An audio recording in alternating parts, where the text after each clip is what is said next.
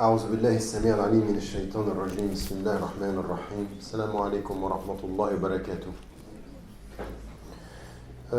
Bien, d'abord j'aimerais remercier infiniment Jennifer et toute son équipe d'Al-Razi de cette invitation, de vous accueillir et de vous recevoir dans de très belles conditions. C'est simple et convivial et c'est un peu toute la philosophie de ce que nous devrions faire en tant que musulmanes et musulmans et que vous allez retrouver d'ailleurs dans beaucoup d'éléments de ce dont je vais parler ce soir en guise d'introduction. Alors effectivement, c'est un sujet sur lequel je me suis penché depuis le début. Moi, je commençais à réfléchir à la question de l'éducation quand j'ai commencé à enseigner en secondaire inférieur à l'époque en Suisse. J'ai commencé à enseigner très très tôt, à l'âge de 18 ans, et très très rapidement, quand j'ai commencé à enseigner, dès l'année suivante, quand j'avais 19 ans, j'ai commencé à prendre mes élèves à cette époque-là en dehors des structures scolaires, à les faire rencontrer des gens qui étaient des personnes qui étaient marginalisées à Genève. Ensuite, on partait. J'ai fait une quinzaine de voyages dans le tiers-monde, en Afrique, en Asie et en Amérique du Sud avec des jeunes. J'avais mis en place très très tôt tout ça parce qu'il m'apparaissait que ce que l'on proposait dans l'école était problématique en termes d'acquisition de connaissances et de focalisation sur la performance et non pas sur l'éducation de l'humain. Et ça, c'était dans le système scolaire étatique suisse. Et le but était vraiment de proposer autre chose. À l'époque, j'avais écrit un texte qui s'appelait « L'école marche à côté de la vie », en étant une critique fondamentale de ce qu'on nous propose. Et en même temps, pas forcément, si vous voulez, tous les principes qui étaient ceux qui portaient ma critique étaient des principes qu'on trouve et que vous allez réentendre maintenant à partir de nos références islamiques, mais elles étaient véritablement portées par une considération universelle. Et en fait, ce que j'ai reconstruit par la suite, c'est de retrouver en même temps dans nos références qui étaient les éléments essentiels de la question de l'éducation et de l'enseignement, et de montrer comment finalement à partir de nos sources, à partir de Ta'sil al-Shara'i, Ta'sil al-Akhlaqi, c'est-à-dire les fondamentaux et les fondements de nos références, eh ben on se retrouve à partir de la singularité de nos sources à partager l'universalité des objectifs et des valeurs. Donc c'est un cheminement sur l'éducation qui vient de très loin, qui vient de l'expérience. Dans le livre Mon intime conviction, je rappelle, j'ai repris un texte que j'avais écrit à l'endroit en témoignage d'un jeune qui a été un de mes enseignants. En fait, ça a été mon élève, mais ça a été mon enseignant parce que à cette époque-là, je m'étais arrêté comme enseignant à essayer d'écouter ce que mes élèves avaient à me dire. Et on était beaucoup dans la réflexion, les élèves doivent être au centre de l'école. Et je ne suis pas tout à fait d'accord avec l'idée que les élèves doivent être au centre de l'école, mais je pense que les élèves doivent être au centre de l'attention des enseignants. Et j'avais écrit une série de textes sur « Ils m'ont appris ». En d'autres termes, qu'est-ce que mes élèves m'ont appris? Un d'eux s'appelait Thierry, qui est mort d'overdose quand il avait 19 ans, et qui a été fondamental dans ma réflexion sur l'enseignement. Et puis ensuite, effectivement, j'ai écrit beaucoup là-dessus. Il y a le livre La réforme radicale, où je parle de Ta'sil al-Shara'i du point de vue des éléments islamiques. Et puis il y en a un autre où je parle aussi de l'éducation, qui est l'autre en nous, où j'essaye d'aborder les différentes thèses que l'on a, en particulier celle de Piaget et des écoles anglo-saxonnes, et où je parle de cette réflexion-là sur la question de l'éducation. Pourquoi est-ce que je vous dis cela? Parce que l'éducation, ce n'est pas un champ, c'est pas un cadre de réflexion qu'il faut aborder de façon froide, de façon formelle, de façon structurelle. On est en train de parler ici de l'humain dans toute sa complexité. Et on va se rendre compte que quand on parle de l'humain dans toute sa complexité, on va parler du divin dans toute sa relation fondamentale à l'humain.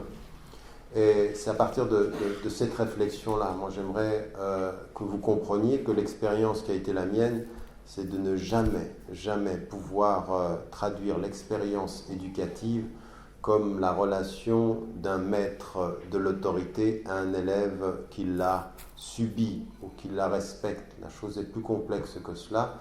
Et il faut vraiment regarder les choses dans toute leur profondeur et dans toute leur dimension.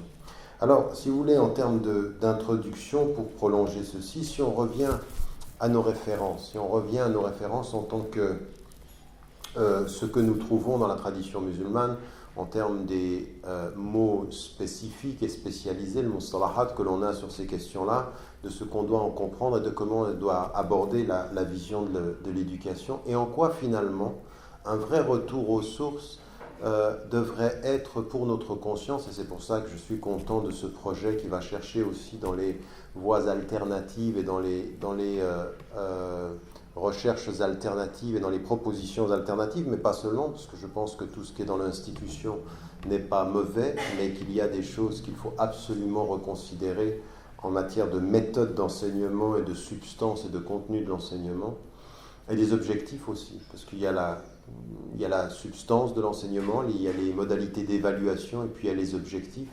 Souvent, à la lumière des objectifs, les modalités, la substance d'enseignement est évaluée, et donc c'est ce triptyque, les objectifs, la substance d'enseignement et l'évaluation. Souvent nous sommes amenés à discuter quand nous sommes enseignants, et puis on nous amène souvent dans des discussions qui sont structurelles, c'est-à-dire la structure, le cadre scolaire. Or il faut vraiment aller au fond des choses. Donc, ce qui m'intéressait, c'est à partir de toutes ces questions-là, se dire, est-ce que, en revenant à nos sources, en revenant aux fondamentaux, nous avons une contribution à faire, et la contribution ne serait pas de tout réinventer, mais savoir aussi composer avec ce qui fut dit par d'autres. La sagesse, quelle qu'elle soit, c'est la propriété perdue de la musulmane et des musulmans, et il est le premier à devoir en faire l'acquisition partout où il la trouve. Or, il se trouve que beaucoup de gens ont réfléchi avant nous sur des méthodologies extrêmement intéressantes. Ils ont travaillé sur la psychologie humaine, ils ont travaillé sur notre rapport à la temporalité, nos capacités intellectuelles d'acquisition de la connaissance sont extrêmement étudiées aujourd'hui. Il y a des écoles islamiques aujourd'hui dont la seule chose dont on puisse dire, c'est qu'elles véritablement défraient tout respect de la loi naturelle en termes de condensation, de temporalité. Les rythmes de la concentration ne sont pas respectés. On appelle ça islamique, mais on ne travaille pas avec des éléments qui sont factuellement connus, malheureusement, et tout ça, il faut en tenir compte.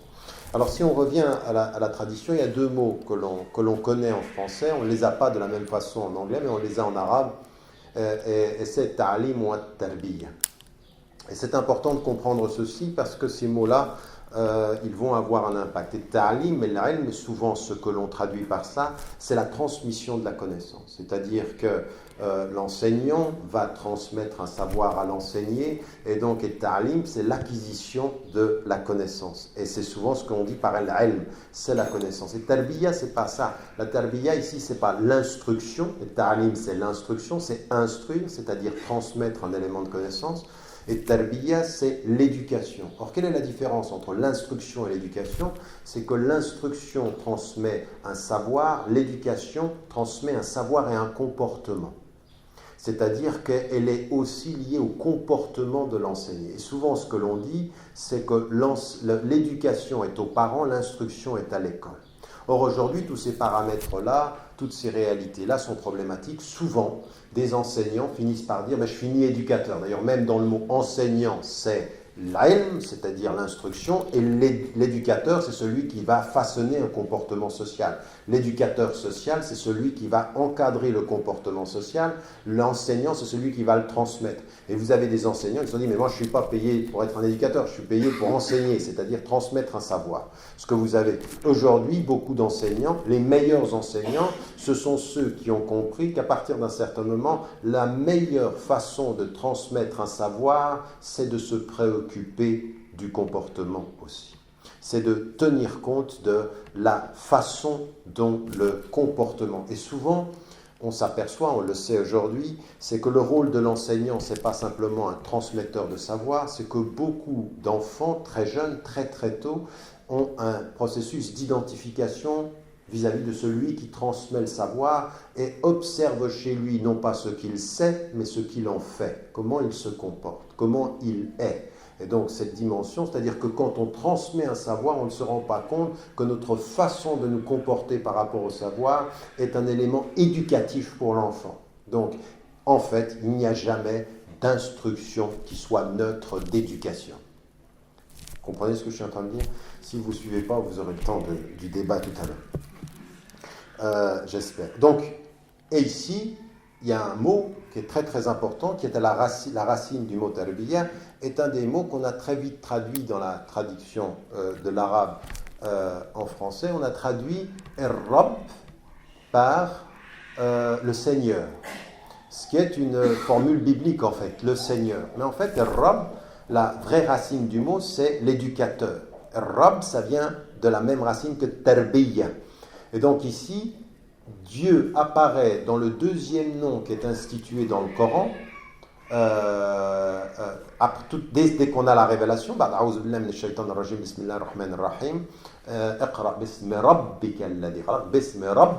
c'est-à-dire au nom de ton éducateur suprême. C'est lui qui va t'éduquer. Donc il est l'éducateur et il lui dit Iqra, c'est-à-dire il dit mon instruction c'est ton éducation. Donc 3 mots. Mon instruction, Iqra, c'est-à-dire je t'instruis, Bismi Rabbik, c'est-à-dire au nom de ton éducateur suprême. Et vous avez en 3 mots la relation fondamentale de ce que tu sais doit déterminer ce que tu en fais. Devant qui? Celui qui t'éduque, donc ton éducateur. Donc l'éducateur du prophète, qui n'aura pas de père, qui ensuite sera orphelin de mère, c'est Dieu en l'occurrence. Et de cette façon-là, on va avoir les 3 mots qui vont être qu'on va trouver dans la terminologie arabe et qui sont très importants pour nous aujourd'hui dans la compréhension de ce projet-là. Le premier mot, c'est el-ilm. Alors effectivement, el-ilm, c'est ce qu'on dit, c'est le savoir au sens où il est transmis, au sens où il est instruit. Donc el-ilm, c'est la connaissance. Mais la deuxième des choses qui va être importante, quand Allah SWT, il lui dit « Bismi Rabbik », c'est-à-dire « au nom de ton Seigneur », il y a un deuxième mot qui apparaît et qui va être non pas simplement d'accumuler du savoir, mais d'en comprendre la substance. Et le deuxième mot, c'est le fahm. Et le fahm, c'est comprendre ce que je sais. Parce qu'il y a des personnes qui savent beaucoup, mais on a quelques doutes sur leur compréhension de ce qu'ils savent. Et c'est un élément déterminant dans notre rituel à nous. C'est-à-dire que beaucoup d'entre les musulmans savent qu'il faut prier, pas sûr qu'ils comprennent le sens de la prière. Savent ce qu'ils doivent faire, pas sûr qu'ils comprennent pourquoi ils le font. Oui? Et pourquoi parfois, une des compréhensions de ce que l'on sait, c'est de savoir qu'on ne sait pas tout de ce que l'on sait, et c'est une façon de le comprendre. Vous m'avez suivi? Oui, par exemple, pourquoi à la Mecque, quand vous faites tawaf, c'est 7 fois? Pourquoi vous priez 5 fois?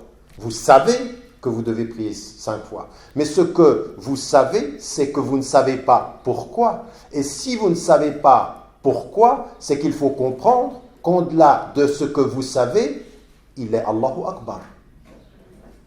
Vous avez compris? C'est-à-dire qu'en sachant que vous ne savez pas, en comprenant les limites de ce que vous savez, vous vous réconciliez avec Allahu A'lam et le plus connaisseur. Donc il y a toute une dimension ici d'une compréhension de tous ces domaines-là qui est tout de suite très profonde. Vous apercevez tout de suite qu'on est très profond. Et il y a un troisième terme. Et ce troisième terme, il est très important parce qu'il ajoute au ilm, qui est la connaissance intellectuelle, et le fahm, qui est la compréhension du sens intellectuel, une dimension qu'est le fiqh. Et le fiqh, nous, on a gardé du fiqh parce que c'est la jurisprudence, le droit et la jurisprudence. En fait, c'est pas ça que veut dire le terme. Le terme jurisprudence, c'est le droit et jurisprudence a été déterminé comme fiqh par des spécialistes qui ont dit ça c'est le fiqh. Mais en fait, fiqh, ça veut dire la connaissance profonde. Et en fait, il y a un lien aussi entre le fiqh et une dimension del furqan, c'est-à-dire le discernement. Et le discernement, c'est savoir, plus comprendre, plus avoir l'intuition profonde du sens, le discernement. Le discernement, c'est voir plus que ce que l'intelligence peut voir. Et en d'autres termes, vous comprenez que tous les ulama, tous ceux qui travaillent avec le texte coranique par exemple, ils ne se suffisent pas du ilm, ils ne se suffisent pas du fahm, ils veulent aller au fiqh, c'est-à-dire à la connaissance profonde de l'objectif, discerner pourquoi, la raison d'être de l'élément. Et nous, ce que l'on veut pour nos enfants, c'est, et pour nous-mêmes d'ailleurs, parce que tous ici, vous êtes, et moi avec vous, nous sommes tous des étudiants, c'est-à-dire nous sommes tous dans un processus éducatif, c'est-à-dire que nous ajoutons toujours de la connaissance pour le comportement. Le fait est qu'il faut faire très très attention. Nous avons aujourd'hui en Occident et parmi nos frères et nos sœurs dans nos communautés des complexés du savoir qui finissent par adorer le savoir et à confondre le moyen et le prendre pour la fin. Nous adorons Dieu, nous utilisons le savoir. Nous n'adorons pas le savoir en oubliant Dieu. C'est important ceci parce que certains, ils sont tellement dans une quête du savoir qui finalement c'est le savoir qui est leur objectif alors que le savoir n'est qu'un moyen. Donc ici on est dans une dimension qu'il faut comprendre sur cette terminologie-là qui est importante et Rab, il entre dans ce modèle d'éducation et donc on a des niveaux de savoir, des niveaux de compréhension et des niveaux de discernement. Il y a des gens qui ont beaucoup de compréhension, peu de discernement. Oui? C'est-à-dire qu'ils peuvent comprendre ce qui est en train de se passer, mais ils n'ont pas il manque le discernement. Il y a ceux qui savent, il y a ceux qui comprennent, et il y a ceux qui comprennent profondément. La différence entre celui qui peut comprendre ce que vous êtes et celui qui peut être empathique avec ce que vous êtes. Le meilleur enseignant n'a pas compris le niveau de son élève, il a la capacité d'entrer en communication avec son ressenti. C'est-à-dire, il sait l'ordre de l'intelligence et il comprend l'ordre de l'affectif. Et ça, c'est une dimension. Ça, c'est pas donné à tout le monde. Ça se travaille, évidemment. C'est beaucoup d'attention donnée. Cette attention, ce que le prophète alayhi salam était. Le prophète alayhi salam, il répétait 3 fois pour tous, il observait spécifiquement pour chacun. Vous voyez la différence? Il peut donner des réponses différentes. Il répète 3 fois pour que tu comprennes bien. Ça, c'est le niveau de tous. Mais il observe chacun et il donne la réponse en fonction de ce qu'il observe. Il est pédagogue par la capacité de l'observation. Il est enseignant par la capacité de répétition. Oui? Non. Donc, ça, c'est des éléments sur lesquels il faut qu'on travaille parce qu'ils sont dans notre tradition, ils sont dans notre tradition profonde. Et donc, ça, c'est un premier élément. L'autre chose qu'il faut mettre, il y a un autre mot qui est important et qui va nous classer les choses. Il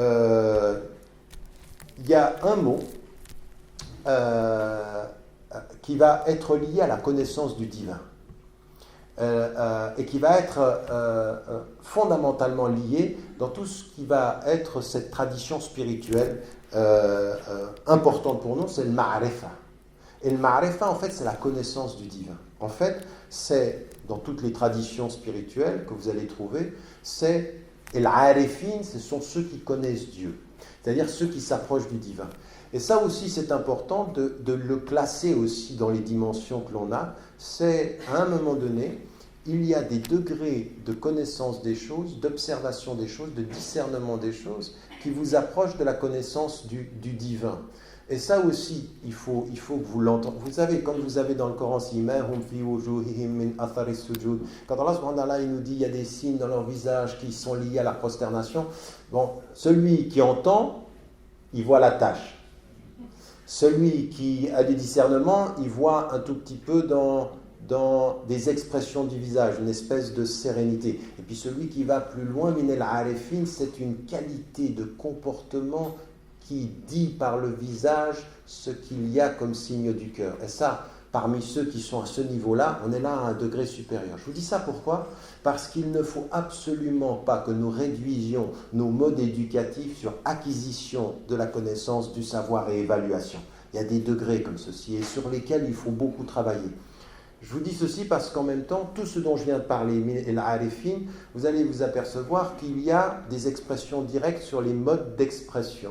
C'est que le prophète, alayhi salam, on disait de lui, Jawami al-Kalam, c'est-à-dire il dit peu de mots, mais ils sont très très profonds. Mais ça vient de quoi? Ça vient de la densité d'un savoir qui va se concentrer dans l'expression.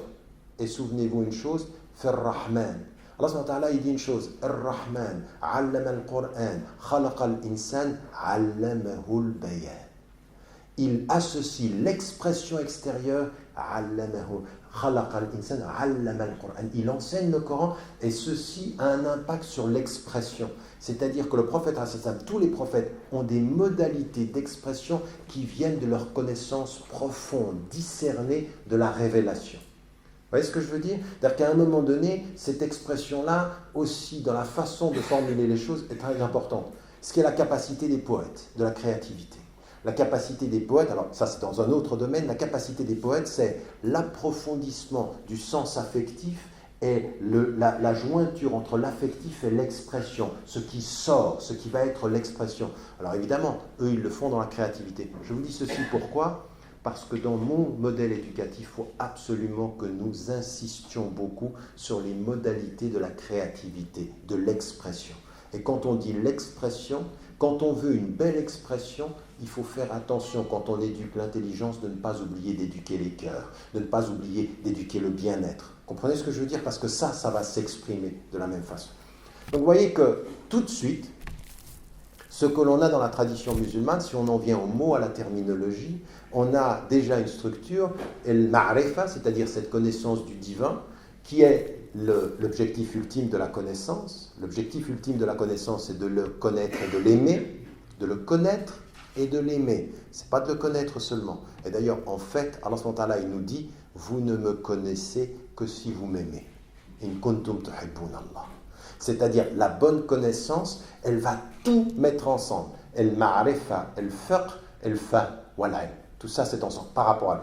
Maintenant, donc, comment ça va se conjuguer dans nos modalités d'expression et dans nos modalités scolaires? Il va falloir faire très très attention de construire le ta'lim, c'est-à-dire l'instruction, de ne pas le déconnecter du tarbiya, c'est-à-dire l'éducation, et de pousser, si c'est possible, vers le fiqh, c'est la connaissance profonde. Vous voyez, on a un ordre pyramidal et on a déjà quelque chose qui est structuré par la terminologie même que nous trouvons dans la tradition musulmane. Ayant dit cela, ça c'est le cadre, c'est le cadre de référence. Maintenant, il y a des priorités.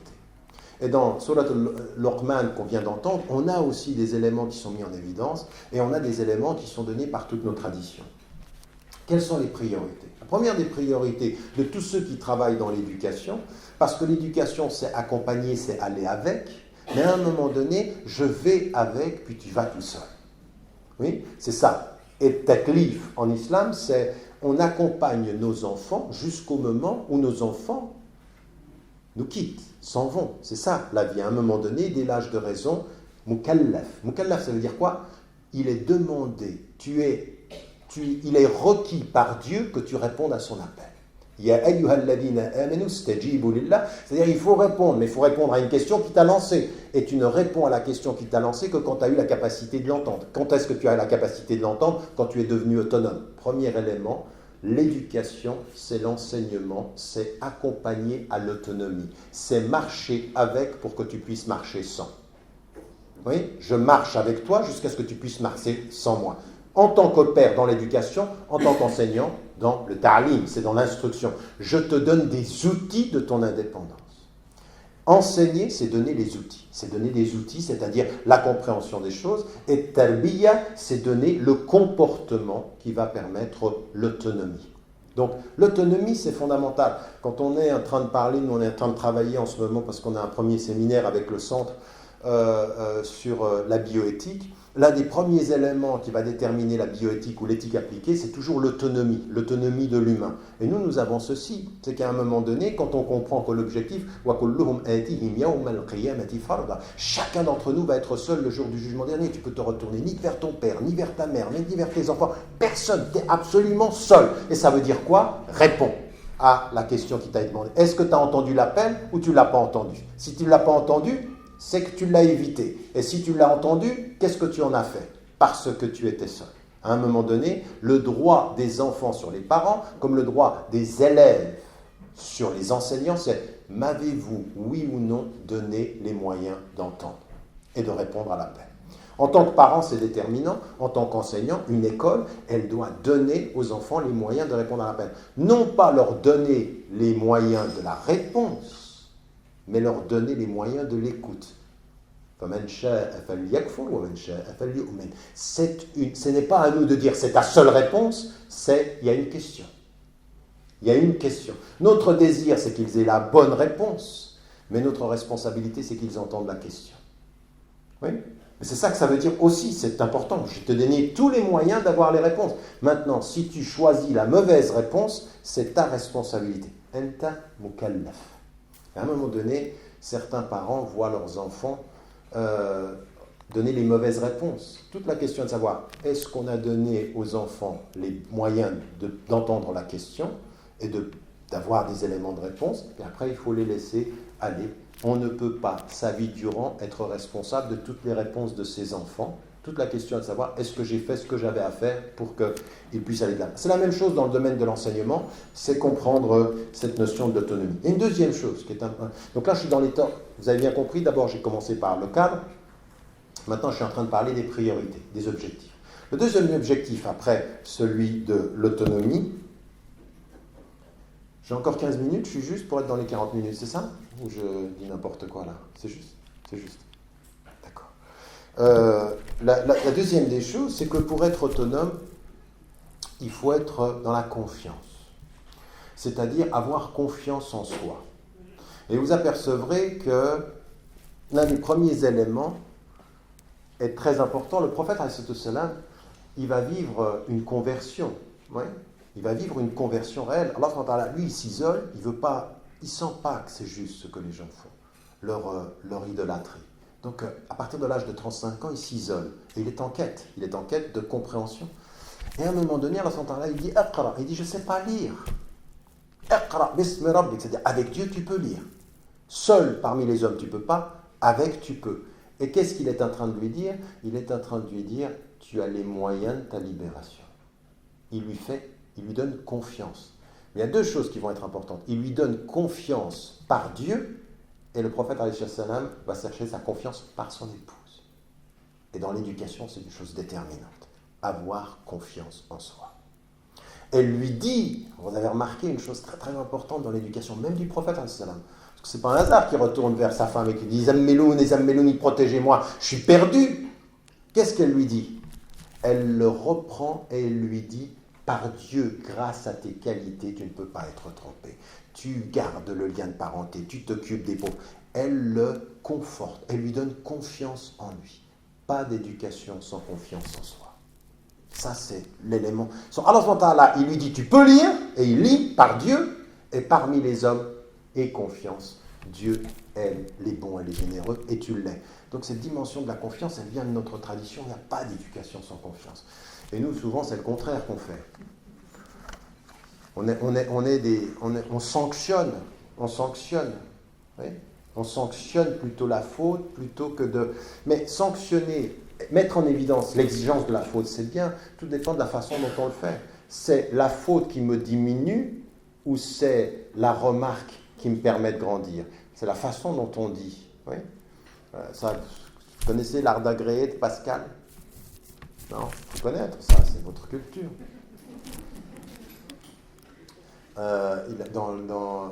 Au moment où il écrit les pensées, vous savez qu'il est mort avant de les constituer, Blaise Pascal, il parle de l'art d'agréer.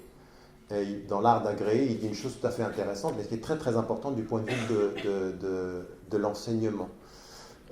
Il dit, il faut toujours commencer, quand vous allez convaincre quelqu'un, ou quand vous allez discuter avec quelqu'un sur un point de désaccord, il faut toujours commencer par un point d'accord, quelque chose sur lequel on est d'accord.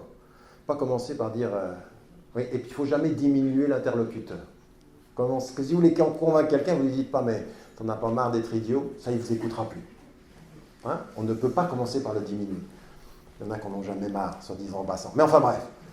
Ce qu'il dit, c'est toujours commencer. Et par exemple, une chose très très importante, s'il y a quelqu'un qui a une opinion et qu'il faut toujours lui dire, par exemple, c'est comme le point de vue. Vous voyez, par exemple, quand je vois ce micro, de là où je le vois de cette façon-là, de là où voit la personne, il le voit d'une autre façon.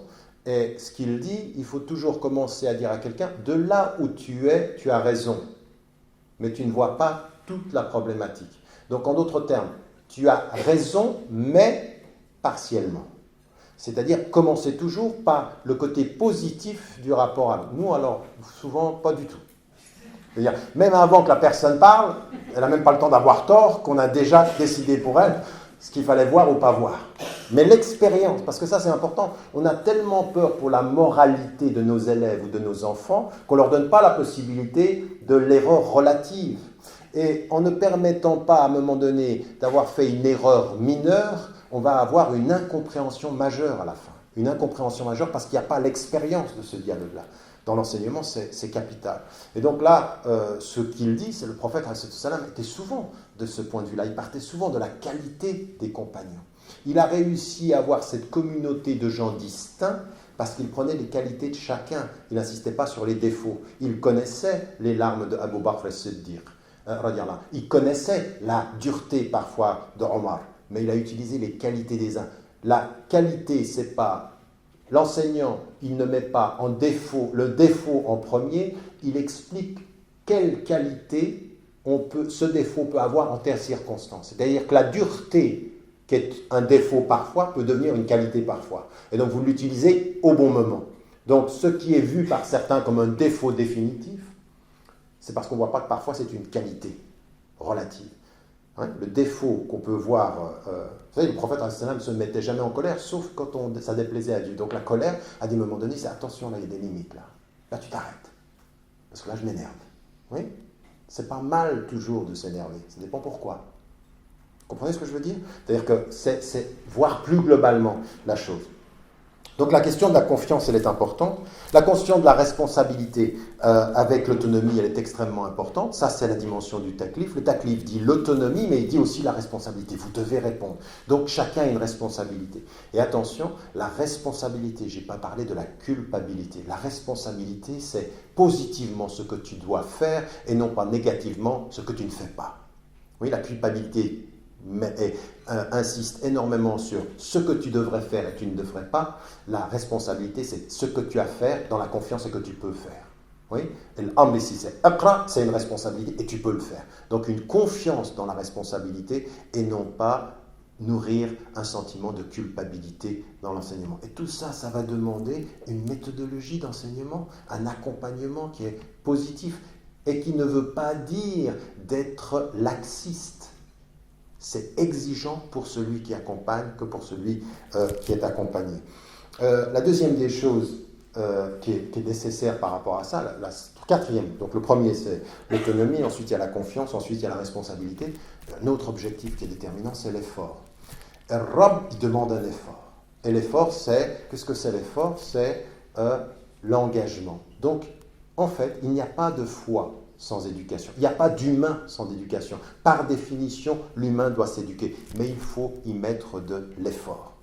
Et l'effort, pour nous, c'est la dimension qu'on connaît, c'est le mot djihad qu'on utilise, c'est de faire un effort, c'est un effort de discipline, c'est un effort. Et pour nous, tout ça, c'est lié, c'est-à-dire qu'il n'y a pas de liberté sans effort. Le paradoxe de la liberté, c'est fais ce que tu veux. Non, c'est sois qui tu veux, après tu sauras ce que tu veux. Sois qui tu veux, et après tu sauras ce que tu veux. Mais d'abord, il faut être. Et cet être-là, il exige un effort. Le taklif, regardez comment Luqman parle à son fils. Il lui parle de discipline. Il lui parle de discipline. Là, il lui donne un cadre de référence. Et ça demande un effort. Ça demande un effort. Et donc, cette dimension de la discipline. Il n'y a pas de spiritualité, il n'y a pas d'éducation, c'est une espèce de discipline. Pourquoi? Parce que notre esprit, il a besoin de discipline. Notre esprit, il est comme notre corps. La seule différence, c'est qu'on ne voit pas qu'il y a des réflexes intellectuels, il y a de l'exercice intellectuel. Vous vous rendrez compte, pour certains d'entre vous, si vous laissez l'enseignement ou si vous laissez l'éducation, la lecture des livres pendant des années, l'esprit n'est pas assez, oh là là, il faut revenir, on a l'impression qu'on revient de loin. Il faut s'exercer à penser comme il faut s'exercer à faire des abdominaux. D'accord? Donc, n'oubliez pas de le faire quand même. Donc, ça c'est l'effort. La cinquième des choses, c'est l'esprit critique. Et l'esprit critique, on l'a entendu à Luqman. وَإِنْ جَاهَدَكَ عَلَى أَنْ تُشْرِكَ بِي شَيْئًا فَلَا تُطِعْهُمَا فَإِنْ جَاهَدَكَ عَلَى أَنْ تُشْرِكَ بِي مَا لَيْسَ لَكَ بِهِ عِلْمٌ. Allah subhanahu wa ta'ala, il parle aux fils et il dit, si tes parents t'imposent de faire ou d'associer quelqu'un à moi dont tu n'as pas connaissance, فَلَا تُطِعْهُمَا. Ça, qu'est-ce que c'est? C'est l'esprit critique. Ça veut dire, sois à l'écoute de tes parents, mais pas aveuglément. L'autorité, elle n'est pas à suivre aveuglément. Et ça veut dire, sois critique même par rapport à tes parents. Si c'est juste, ala barakatillah. Si c'est faux, fala tuti'huma. Wa sahibhuma fi dunya ma'rufa. L'esprit critique qui est le respect. Mais le respect, c'est pas un respect sans critique. C'est un respect critique. C'est une critique respectueuse. Tu les accompagnes, mais tu ne suis pas aveuglément. Même avec tes parents. Alors qu'en doit-il en être avec les enseignants et de cette façon-là? Et là aussi, pour les enseignants, c'est très important. Donner de l'espace à l'esprit critique. Donner de l'espace aux questions. Donner de l'espace à la contestation. Donner de l'espace au fait que le jeune élève puisse dire non. Puisse dire non. Puisse dire je ne suis pas d'accord. Oui, puisse dire non à cette autorité-là. Ça, c'est quelque chose qui est demandé même avec les parents. Et il se trouve que beaucoup de parents, je suis ton père, tu te tais, je suis ta mère, tu te tais, et à l'école, c'est exactement la même chose. Et parfois, c'est encore plus grave, c'est qu'à l'école, il y a l'esprit critique, et dans la famille, on n'a pas du tout. Et ce qui veut dire que la perception, c'est à la maison, c'est un étouffement de l'intelligence, et à l'école, c'est la liberté. Et dans ces contradictions-là, il n'y a pas photo. Moi, si on me dit, à la maison, tu te tais, et à l'école, tu parles, je vais parler à l'école. Je vais faire semblant de me taire à la maison, et j'en penserai pas moins. Ce qui se passe dans beaucoup de nos familles. Oui, et dans beaucoup de mosquées. Dans beaucoup... Vous voyez ce que je veux dire. Donc là, on a l'esprit critique. L'autre élément également, c'est une autre chose que vous avez eu aussi dans...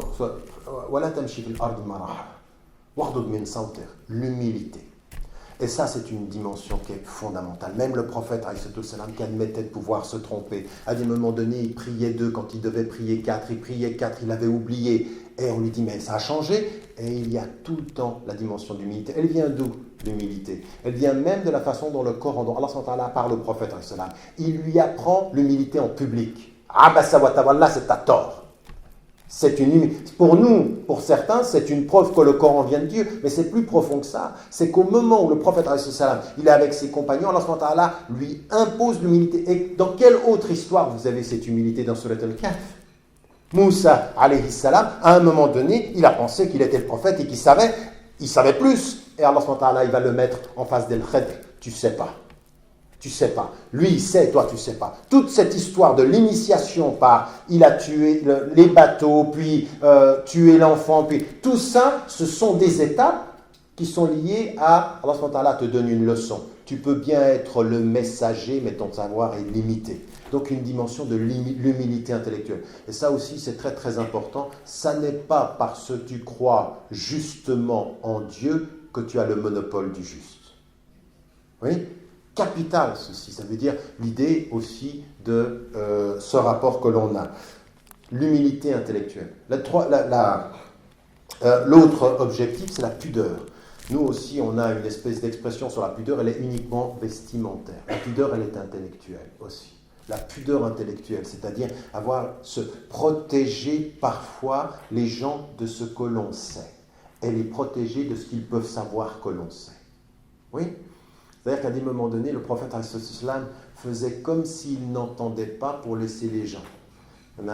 Par exemple, on me disait en Égypte qu'il y avait un cheikh qui voyageait avec les gens, ils étaient tellement respectueux que devant lui, il ne faisait rien. Et lui, qu'est-ce qu'il faisait? Il faisait semblant de dormir pour les laisser. Vous voyez ce que je veux dire? Mais vous voyez ça? C'est-à-dire l'enseignant qui voit dans l'enseigné l'impact qu'il peut avoir sur lui et qui va reculer, qui va se retirer pour lui laisser de l'espace. Oui? Être pudique, c'est-à-dire je sais que tu sais ce que je sais, je vais faire comme si je ne savais pas, comme ça va te laisser un peu respirer. Parce qu'il y a des gens, par leur seule présence, ils sont étouffants. Je veux dire, je veux vous dire, réellement, dans ma vie, quand vous entendez une responsable d'école qui vient vers vous et qui dit « Mais monsieur, je peux vous dire une chose? C'est pas facile d'être le fils de Tariq Ramadan. » Et après, vous arrêtez comme ça un moment, vous dites « D'accord. D'accord. » C'est très violent. C'est-à-dire qu'à un moment donné, elle est en train de dire « Ce que vous représentez à ses yeux peut étouffer l'espace de son expression. » Ce qui a été dramatique dans La fille de Victor Hugo. Vous savez que La fille de Victor Hugo a totalement étouffé par l'extraordinaire présence du père. À un moment donné, il faut apprendre ça, la pudeur. Il faut apprendre le retrait. Comme enseignant aussi, pas simplement comme parent, comme enseignant, c'est-à-dire savoir se retirer, savoir même à un moment donné suspendre l'évaluation pour donner la possibilité de l'expression. Il y a des évolutions qui vous tuent. Il faut savoir qu'il y a des jeunes, à un moment de l'évaluation, qui sont à deux doigts de se donner la mort au sens symbolique comme au sens réel, parce que c'est une goutte qui fait déborder le vase. Je suis toujours dans mon temps, bientôt fini. Donc, ça, c'est la question de la pudeur, et ce n'est pas la même chose que l'humilité. Il y a la question de la maîtrise aussi, c'est-à-dire aussi, dans cet effort, la question de la maîtrise comme objectif de l'enseignement. Il faut beaucoup travailler ces éléments-là qui font partie de l'enseignement. Allah yuhibbu idha amala ahadukum amalan an yutqina. Dieu, il aime quand quelqu'un fait quelque chose qu'il le maîtrise. Et ça, c'est une maîtrise, c'est l'effort. Il faut maîtriser ce que tu fais. Le sens, le souci du détail, le souci de la maîtrise de ce que l'on sait. Ça aussi, c'est important. C'est pas important simplement c'est important dans l'écriture, c'est important dans le petit détail qui fait toute la différence. Moi, les meilleurs profs que j'ai eus, c'était les profs qui me mettaient en évidence le détail. Pas ceux qui étaient uniquement exigeants sur les généralités. Ceux qui sont pointilleux. Vous savez, ils sont affectueux et pointilleux. C'est les meilleurs pédales. Affectueux et pointilleux. Affectueux parce que vous sentez, mais ils sont pointilleux. Et vous aimez bien le fait qu'ils soient pointilleux, parce que la façon dont ils sont pointilleux, c'est affectueux. Oui ? Comme on devrait être aussi parfois avec nos enfants, mais dans cet enseignement-là. Le respect de l'autre aussi, et ça c'est aussi une dimension qu'on a quand le père parle au fils, c'est qu'il écoute ses préoccupations. Et ça aussi, au niveau de la scolarité, donner le temps de l'écoute, du respect de l'autre. Et pas simplement du respect de la parole du prof. Moi, je n'ai pas d'enseignement ex cathedra. Je n'enseigne jamais en parlant c'est jamais des conférences. Dans les conférences, pour moi, c'est l'opposé de l'enseignement que je donne. Dans l'enseignement que je donne, c'est tout le temps en train de discuter. C'est-à-dire que moi, je sais la substance que je veux faire passer, mais je la passe par le dialogue. Tout le temps en train de discuter. Et j'impose à mes étudiants, comme j'imposais à mes élèves, la parole de l'élève est aussi importante que la parole du prof dans tout ce qui peut vous apporter. Et ça, c'est la dimension du respect. Ce qui était particulièrement important, c'est que le prophète, dans la Shura, on n'a pas compris ça, on l'a vu simplement comme une structure politique, mais c'est plus important que ça, c'est que le prophète, il laisse parler les gens, et à un moment donné, il se soumet au débat public. Avant Ghazwat Uhud, il est le messager, il a raison, et il a écouté l'opinion opposée, il les a suivis. Il a respecté la parole de la majorité qui s'exprime. Ils avaient tort, il avait raison, mais il a respecté le principe avant le résultat. Et c'est ce que confirmera le Coran. C'est ce que confirme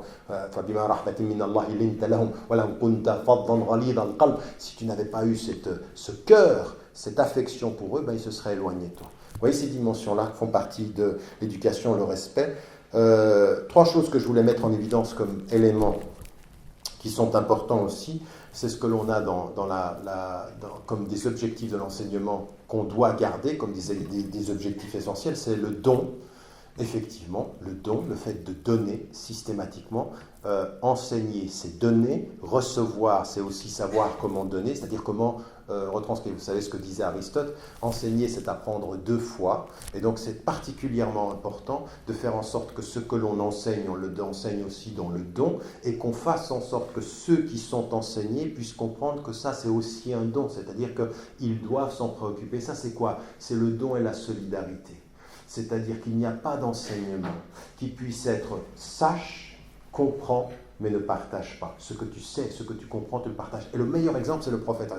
Ce que tu sais, ta mission, c'est de partager ce que tu as appris. Donc le partage est déterminant.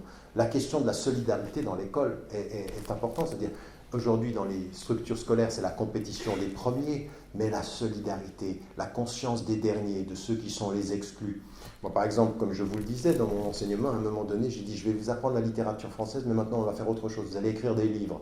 Et je leur demandais d'écrire des livres. Et dans les livres qu'ils ont écrits, on est parti voir tous les exclus des écoles. Je veux dire, je veux que vous, qui allez entrer à l'université, vous retourniez à l'école là où vous avez perdu toute une partie de vos élèves, de vos camarades. Tous ceux qui ont été exclus pour des questions de famille, pour des questions de drogue, pour des questions de vol. Et bien, on va les retrouver. Puis on a écrit un livre qui s'appelait « En rouge dans la marge ». Tous ceux qui sont sortis parce que toute leur marge était rouge. Ouais. Toute leur marge était rouge, on est allé les retrouver. On va utiliser votre savoir pour la solidarité. la conscience de l'autre, la conscience des derniers. C'est toujours bon d'être les premiers, mais moi, mais il faut avoir la conscience de la solidarité. Et le problème que j'ai avec beaucoup d'écoles islamiques, ce que j'avais dans la critique que j'ai faite aux États-Unis, au Canada ou en Angleterre, c'est que quand on me dit « Ah mais attends, les écoles islamiques, ça marche », regarde, nous sommes au premier rang de toutes les classifications. Et c'est vrai, la première, par exemple, l'école de Youssouf Islam, l'Islamia à Londres, c'est la première. Il y a 3000 demandes en attente. C'est l'école où il y a le... Et c'est vrai qu'en termes de performance scolaire, résultat, le top. Maintenant, est-ce qu'on a réussi la substance, tout ce dont je suis en train de vous parler comme objectif? Lui, il me dit, c'est une catastrophe. Pourquoi il me dit, mais c'est les parents notre problème, c'est pas les élèves. On fait tout pour les élèves et tout ça. Ils rentrent à la maison, les parents, toi, tu as fait 7 heures pendant la journée à construire, lui, en 1 heure à la maison, il t'a tout détruit. À la maison, tu parles. Alors bon, après, il faut nuancer, parce qu'à l'école, moi j'ai pu voir ce qu'on pouvait faire à des moments donnés en matière de rituel, d'assistance sur la forme et pas sur le fond. C'est problématique. Mais c'est vrai qu'à partir d'un certain moment, ces écoles qui sont considérées comme islamiques parce qu'on y réunit les musulmans, que les parents sont des missionnaires en se disant ben, l'école va faire le travail que je ne peux pas faire, etc. Là, on a un vrai problème. Mais c'est vrai aussi que il y a un déficit de ce point de vue-là. 2 mots qu'il faut mettre en évidence. Vous savez, le prophète ﷺ avait dit que parmi ceux qu'il avait envoyés, quel était celui qui avait la meilleure connaissance du halal et du haram parmi les compagnons? C'était Mu'az ibn Jabal. C'est celui dont le prophète ﷺ avait reconnu la capacité à comprendre le halal ou le haram, c'est-à-dire le principe juridique. Mais qu'est-ce qu'il lui a dit? Ya Mu'adh, inni uhibbuka fillah. Il lui dit à un moment donné, je t'aime en Dieu. Et il lui dit, et il a une dimension dans cet enseignement, c'est que tous les compagnons du prophète, salam, quand ils étaient dans sa proximité, aucun n'avait le sentiment qu'il ne l'aimait pas. Il était l'éducateur qui aime celui à qui il transmet un savoir et qui l'éduque. Cette notion d'amour, elle est fondamentale. Il faut vraiment que je finisse. Je finis. Dans un petit quart d'heure. Non. L'humour est aussi partie de l'éducation. Bref, la dimension de cet amour, de cet affectif. Ce que je répète souvent et que je dis dans l'ouvrage L'autre en nous, c'est qu'on n'apprend jamais autant que quand on se sent aimé par celui qui nous apprend les choses. Aimer au sens de la reconnaissance de notre cœur, de la reconnaissance de notre sensibilité, de la reconnaissance de nos blessures, de la reconnaissance de nos difficultés. Je veux dire, ça aussi c'est très important. Comment dans nos écoles... Alors encore une fois, aimer, c'est pas parler d'amour. Oui, c'est pas ça. Aimer, c'est la façon dont vous êtes attentif. C'est la façon dont vous êtes dans la proximité. C'est la façon dont vous prêtez l'attention, dont vous la multipliez. Ça, c'est vraiment fondamental. Dans le prophète, cette éducation-là, il était surtout basé là-dessus, c'est-à-dire la compréhension et surtout une chose, notre ma'rifatullah, c'est-à-dire la connaissance de Dieu, elle va venir de quoi? De cette connaissance qui nous aime. Ça, c'est très important de ne pas être dans l'adoration de Dieu, une espèce de rapport complètement rationnel, j'adore Dieu, puis je regarde la... Non, c'est un rapport d'amour, c'est lui dire, Eshkolillah, dis merci. Et dis merci, c'est quoi reconnaissance? La reconnaissance du don, c'est un acte d'amour. Et ça, il faut réconcilier l'éducatif avec... et puis, l'amour, ça donne du discernement. Ça rend aveugle parfois et ça donne du discernement parfois. C'est-à-dire qu'il y a une certaine façon d'aimer qui vous fait voir plus loin. Puis il y a une façon d'aimer qui vous fait rien voir du tout. Ça, c'est quand vous êtes aveugle, méfiez-vous de ça. Mais il y a une autre dimension qui est effectivement celle de l'amour. Et puis l'autre élément, c'est le dernier que je voulais mettre en évidence, c'est la dimension de la créativité. C'est-à-dire que le bayan, ce qu'on disait tout à l'heure, c'est aussi l'expression, c'est la capacité de pouvoir dire les choses, d'avoir confiance dans sa façon de pouvoir exprimer par la langue, exprimer, s'exprimer, c'est-à-dire recevoir et traduire ce que l'on sait. Et ça, cette dimension de la créativité, c'est une dimension du bien-être aussi, qui est fondamentalement liée à l'éducation. Il ne faut pas, on ne juge pas, on n'évalue pas, si vous voulez, en termes pédagogiques, ce que l'on reçoit en termes d'enseignement, mais aussi la capacité à pouvoir exprimer. Moi, je me souviens qu'à des moments donnés, même dans les dissertations littéraires, qui étaient très strictes du point de vue de la codification, de la thèse, de l'antithèse que vous connaissez, ces éléments-là, à des moments donnés, c'était des textes libres, c'est-à-dire à un moment donné, libère ta plume, sois dans la créativité et confiance dans ta capacité de traduire ce que tu sens, pas simplement ce que tu penses. Dire et écrire ce que je sens. Ça aussi, c'est important, parce que les mots ont la difficulté de s'associer aux sentiments. Les mots ont des couleurs. Vous connaissez ce que disait Baudelaire dans Voyelle, dans l'alchimie du verbe, toutes ces dimensions. Mais ça, c'est vrai, c'est vrai. Les mots ont des couleurs, les mots ont des sensations. Il y a et ça, il faut l'exprimer aussi.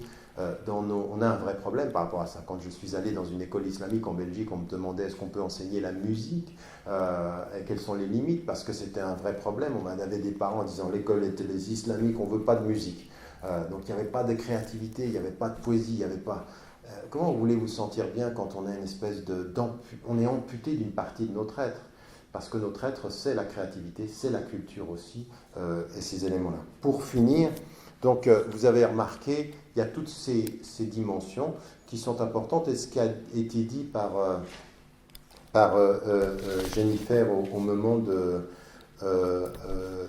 sa présentation, c'est qu'il faut insister sur ces éléments de l'intelligence, de l'affectif, du ta'lim, du tarbiya, du fiqh, de cette dimension de l'Furqan qui va plus loin aussi, pousser des jeunes. Moi, effectivement, il y a des jeunes, vous les voyez, ils ne sont pas très discursifs, ils sont intuitifs. Ça aussi, il faut observer ceci. Donc, il y a tout cet enseignement-là. Ce qu'on a dit également, la dimension du corps, le bien-être avec le corps, raison pour laquelle le prophète a insisté là-dessus. Il faut véritablement faire attention dans notre éducation scolaire à célébrer la dimension du sport, de l'expression du corps comme étant la nécessité du bien-être. Ça, on n'y coupe pas, c'est important. Et il ne faut pas en faire quelque chose de subsidiaire. C'est-à-dire le bien-être avec le corps. Puis il faut être à l'écoute. Vous savez, il y a des complexes intellectuels et il y a des complexes physiques. Il faut les entendre, ça. Il faut entendre le complexe physique, il faut entendre ce que dit quelqu'un qui peut avoir un complexe physique. Il ne faut absolument pas faire comme si on le niait, cette idée que si tu t'habilles avec pudeur, et ben ton complexe, on le verra. Mais ça ne veut rien dire du tout, ça c'est du superficiel, c'est une incompréhension fondamentale de ce qui fait le mal-être des gens. À des moments donnés, il faut aussi avoir cet espace-là où on peut parler de ces choses-là, on peut exprimer son rapport au corps.